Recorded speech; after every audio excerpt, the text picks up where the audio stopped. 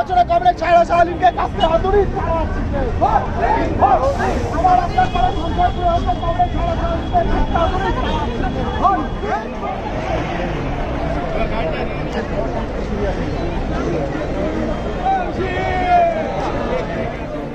চিটিংবাজদেরকে defeat করে যারা কেন্দ্রে সরকার আছে, যারা ধর্মের নামে বিভাজন করার চেষ্টা করছে, ধর্মের নামে নিজেদের রুটি শেখছে, তাদের এরকম রাজনৈতিক দলদেরকে ডিফিট করে বামপন্থী যে আমাদের ক্যান্ডিডেটস আছে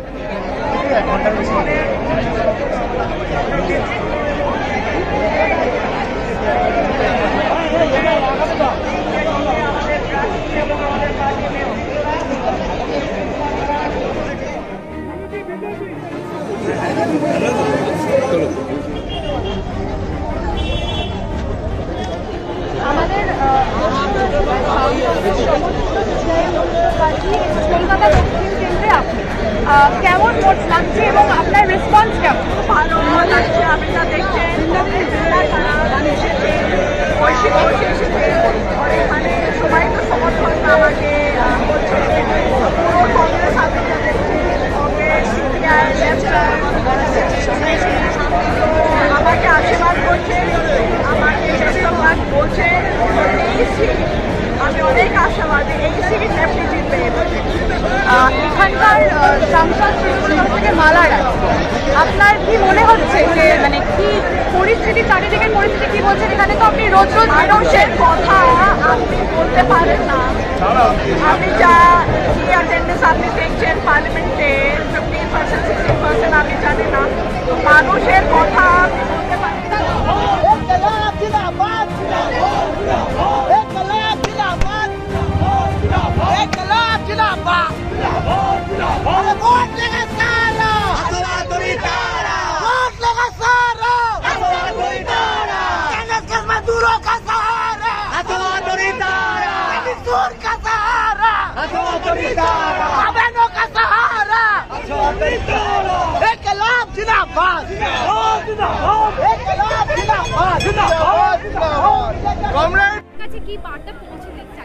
যারা ফার্স্ট টাইম ভোটার, প্রথমবার ভোট দিতে যাচ্ছে, বা যারা ইয়াং জেনারেশন যারা ভোট দিতেছে, আমাদের কাছে তাদের কাছে আপিল যেভাবে শিক্ষার ব্যবস্থা আজকের সময় প্রাইভেটাইজ করা হচ্ছে, যেভাবে শিক্ষায় আজকের সময় দেখে আমরা শিক্ষা শেষে কাজ নেই, আমরা দেখছি কীভাবে এসএসসি বাকি যে গভর্নমেন্ট নিয়োগগুলো সেগুলোতে কীভাবে দুর্নীতি হচ্ছে। আমাদের আপিল যাতে স্বচ্ছ শিক্ষা ব্যবস্থা হতে পারে, স্কুল কলেজে যে ফিস বৃদ্ধি হচ্ছে তার দাম কমানো এবং কোয়ালিটি এডুকেশন, সাথে সাথে শিক্ষা শেষে সবার জন্য চাকরির কথা আমরা বলছি। এবং যারা ফার্স্ট টাইম ভোটার তাদের কাছে আপিল যাতে আমাদের যে লেফট ফ্রন্টের যে ক্যান্ডিডেটস আছে, যে জোটের যে ক্যান্ডিডেটস আছে, যারা একটা প্রোগ্রেসিভ, সায়েন্টিফিক এবং একটা ডেমোক্রেটিক যে বিচারধারা সেটাকে নিয়ে সামনে চলতে চাইছে, সমাজকে গড়ার দিকের একটা স্বপ্ন দেখাচ্ছে এবং সেটা নিয়ে যে তাদের ম্যানিফেস্টো সামনে থেকে রেখেছে, ভালো শিক্ষা, চাকরি এবং সমাজ গড়ার, তার জন্য ভোট দিতে, তাদের দুর্নীতিবাজ চিটিংবাজদেরকে ডিফিট করে যারা কেন্দ্রে সরকার আছে, যারা ধর্মের নামে বিভাজন করার চেষ্টা করছে, ধর্মের নামে নিজেদের রুটি শেখছে, তাদের এরকম রাজনৈতিক দলদেরকে ডিফিট করে বামপন্থী যে আমাদের ক্যান্ডিডেটস আছে কতটা কি রেসপন্স? ভীষণ পজিটিভ। যে প্রজন্ম, আমাদের যে প্রজন্ম জেনারেশন, তারা কাজ চাইছে, তারা স্বচ্ছ এডুকেশন সেক্টরে কোয়ালিটি এডুকেশন চাইছে এবং যখন আমরা আমাদের ম্যানিফেস্টো ইশতেহার তাদের কাছে নিয়ে যাচ্ছি তারা ভীষণই পজিটিভ এবং আমাদের বিশ্বাস যে আমরা যেটা রুটি রুজি এবং শিক্ষার কথা বলছি, সেই শিক্ষায় কথা, রুটি রুজির কথা যেভাবে মানুষ সাড়া দিয়েছে, ভোটের বাক্সেও সেটা সাড়া দেবে এবং আমাদের রেজাল্ট ভীষণ পজিটিভ। লাল সালাম কমপ্লিট বলবে যেখানে আবারও আমাদের বার্তা একবারই এখানে দেখা যাচ্ছে যে মানুষ লাল ঝান্ডার উপর বিশ্বাস রাখছে। আমাদের আপিল সবাইকে এই কনস্টিটিউয়েন্সির মধ্যে আমাদেরকে ভরসা করে ভোট দেওয়া হোক, যাতে মানুষের রুটির যে প্রশ্ন, শিক্ষার প্রশ্ন, রোজগারের প্রশ্ন এবং ধর্মের নামে যেভাবে বিভাজন করা হচ্ছে আগের সময় দাঁড়িয়ে দাঁড়িয়ে, যেভাবে আমাদের যে সেকুলার মেরুদণ্ড সেটা ভেঙে ফেলার চেষ্টা করা হচ্ছে, তো মোদী সরকারকে ডিফিট করার কথা এবং বাকি যেভাবে দুর্নীতি এবং চিটিংবাজদের রাজনীতি, লাল ঝান্ডাকে ফিরিয়ে এনে একটা নতুন প্রজন্মকে বাঁচানোর জন্য বাংলা করার জন্য ডাক দিচ্ছে। এবছর অনেক নতুন প্রজন্ম, অর্থাৎ তোমাদের যারা তোমরা একসাথে ছাত্র নাটক করে তারা সকলের তাদের জন্য একদম আমার মনে হয় কি কি যেভাবে মানুষ সাড়া দিচ্ছে ভীষণ পজিটিভ, সেটা শ্রীরামপুরে হোক, যাদবপুরে হোক, ডায়মন্ড হারবার এবং সবকটা সিটি। তো আমরা ভীষণ বিশ্বাস রাখছি যে মানুষ যেভাবে সাড়া দিচ্ছে সেই সারা ইভিএমের বাটনেও দেখা যাবে এবং ভীষণ পজিটিভ ক্যাম্পেইন হচ্ছে। আমরা 4 তারিখের জন্য বেরোচ্ছি।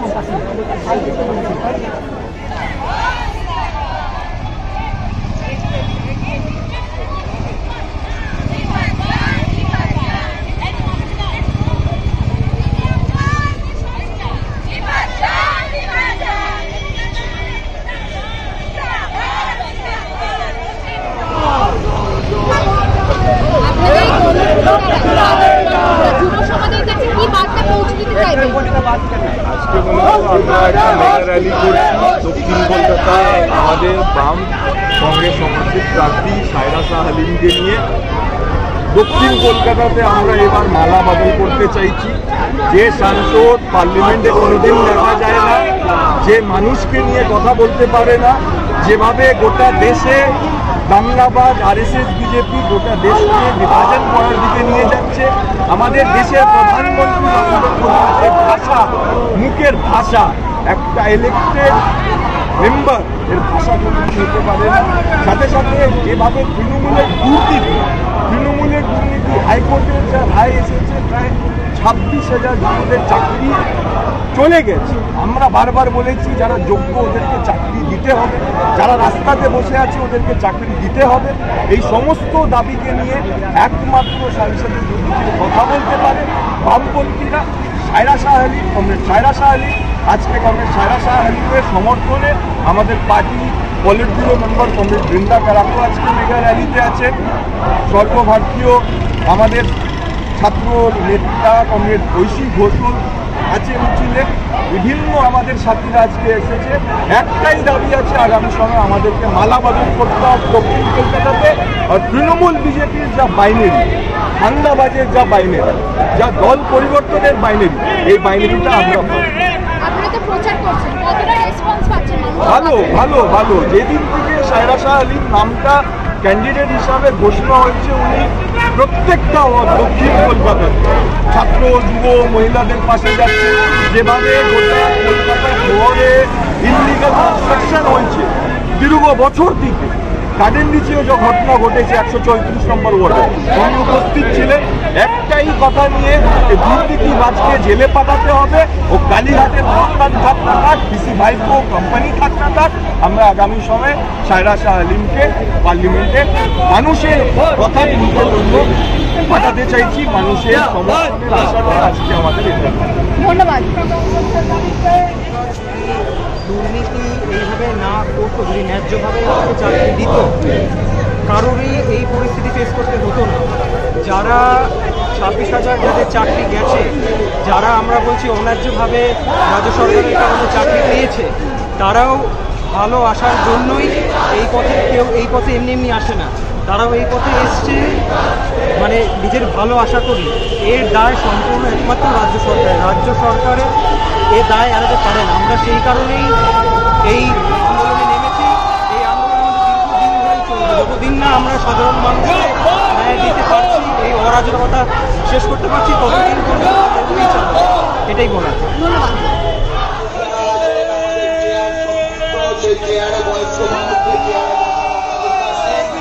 এবং যারা বাইরে এসছেন তাদেরকে অনুরোধ করছি।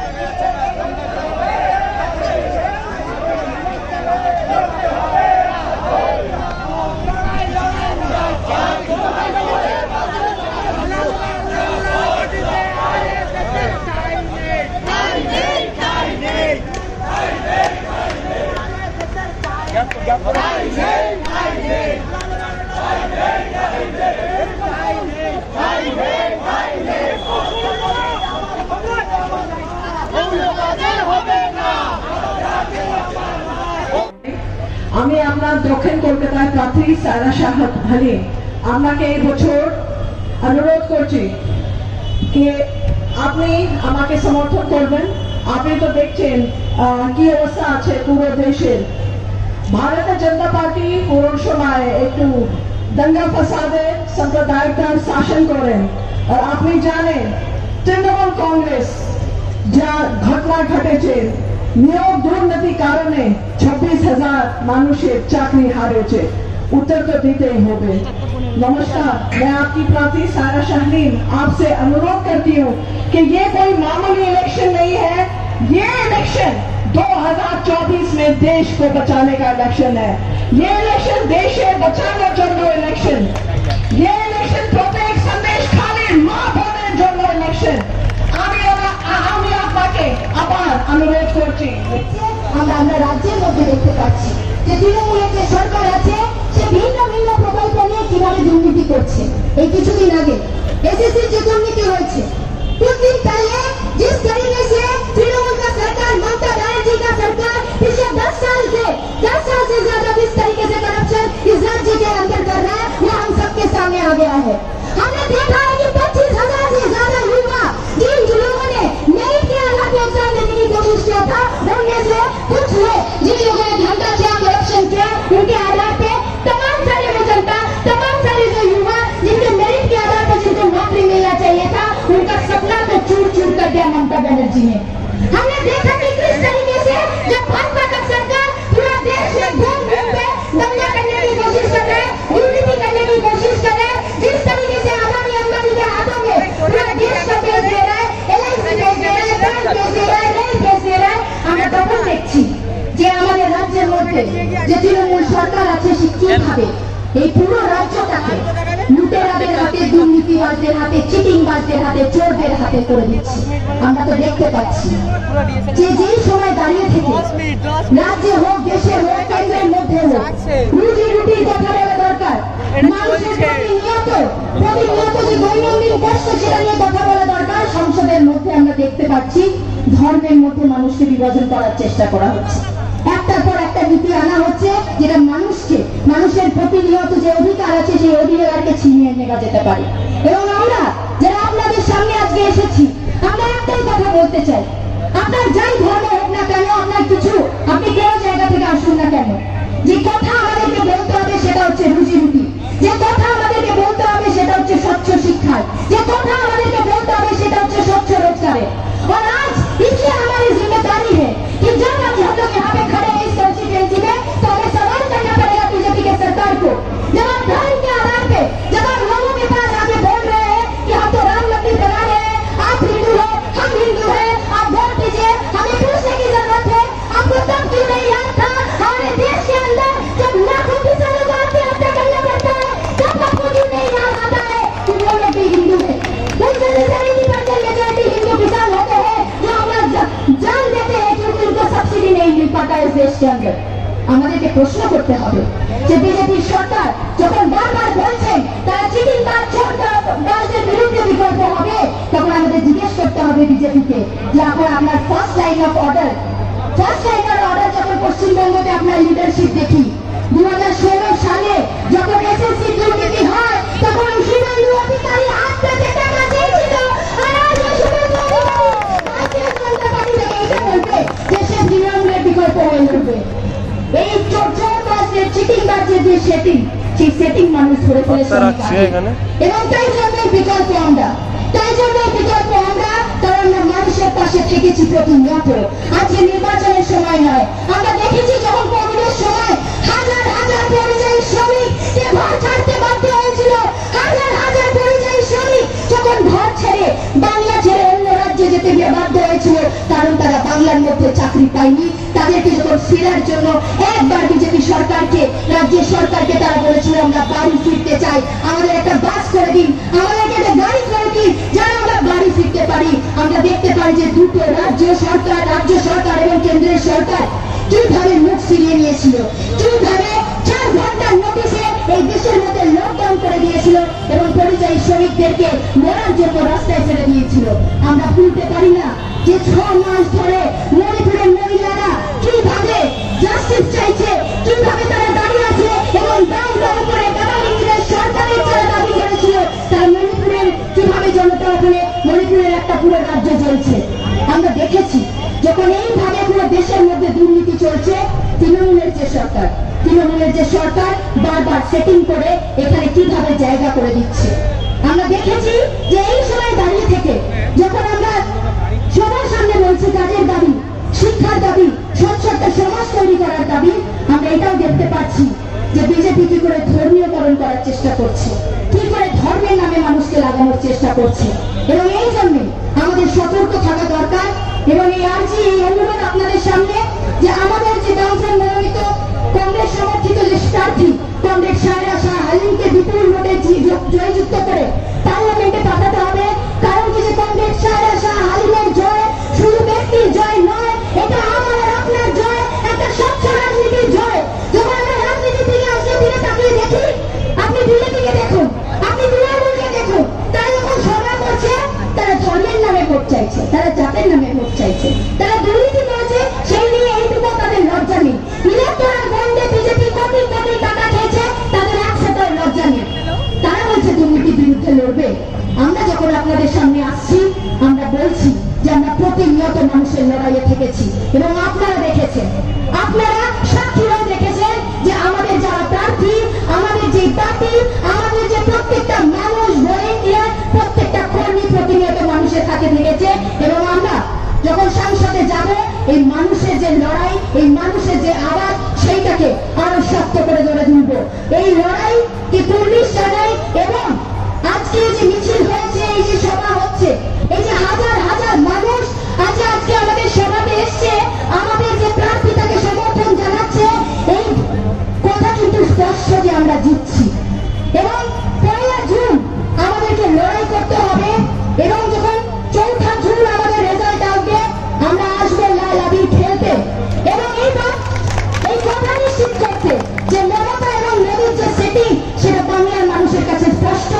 এবং আমরা যে লড়াই করতে পারি সেটাও মানুষের কাছে স্পষ্ট। এই লড়াইকে চালিয়ে যেতে হবে। এই নিয়ে আমি আর কথা শেষ করবো। ইনকিলাব জিন্দাবাদ।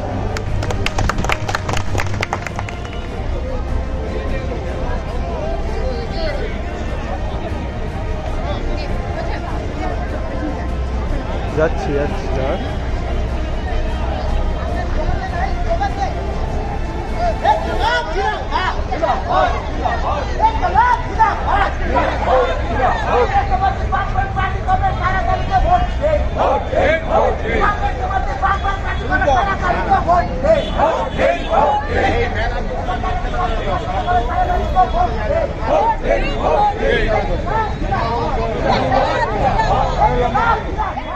লাইনে দাঁড়িয়ে যাবে, লাল টি শার্ট পরে, সাদা টুপি পরে যে স্বেচ্ছাসেবকরা আছেন, তারা প্রার্থীর পাশে লাইনে দাঁড়িয়ে যান।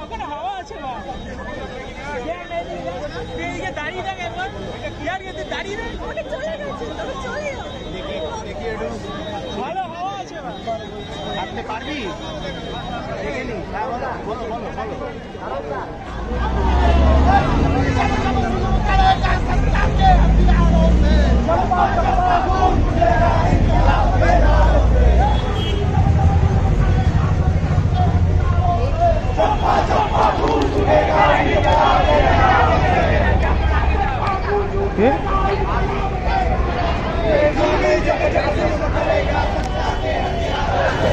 শর্ট ভাবছিলাম দাঁড়া,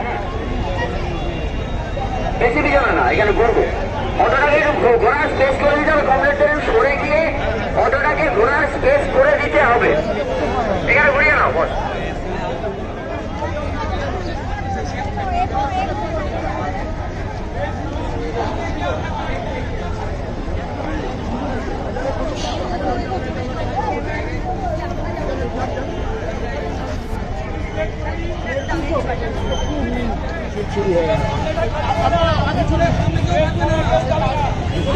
লোকসভা মনোনীত কংগ্রেস সমর্থিত প্রার্থী